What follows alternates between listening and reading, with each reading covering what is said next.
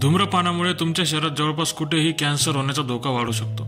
यामध्ये प्रामुख्याने brain tumour, lung cancer, throat cancer etcetera या सर्व कॅन्सरचा समावेश होऊ शकतो।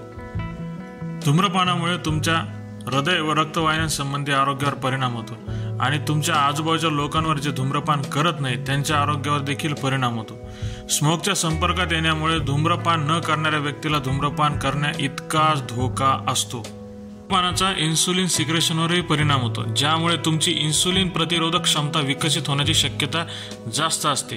जे लोक सिगारेट ओढतात त्यांना 30 ते 40% टाईप 2 डायबिटीज होण्याची शक्यता जास्त वाढते। धूम्रपानामुळे श्वसननलिका, फुफ्फुसातील हवेच्या पिशव्या आणि सिलियाचे मोठ्या प्रमाणावर नुकसान होते। श्वास घ्यायला सुद्धा खूप मोठ्या प्रमाणात अडथळा होतो। धूम्रपान केल्यामुळे रिप्रोडक्टिव्ह सिस्टीमवर सुद्धा घात होऊ शकतो।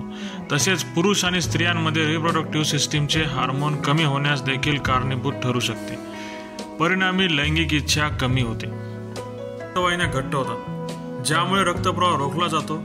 तसेच रक्तदाब सुद्धा वाढतो आणि ब्लड वेसल कमजोर होतात, परिणामी ब्लड प्रेशर वाढते। धूम्रपान केल्याने डिप्रेशनचा धोका जास्त वाढतो। धूम्रपान आणि डिप्रेशन यांच्यामधील संबंध अनुवंशिक पूर्वस्थितीचा परिणाम देखील असू शकतो।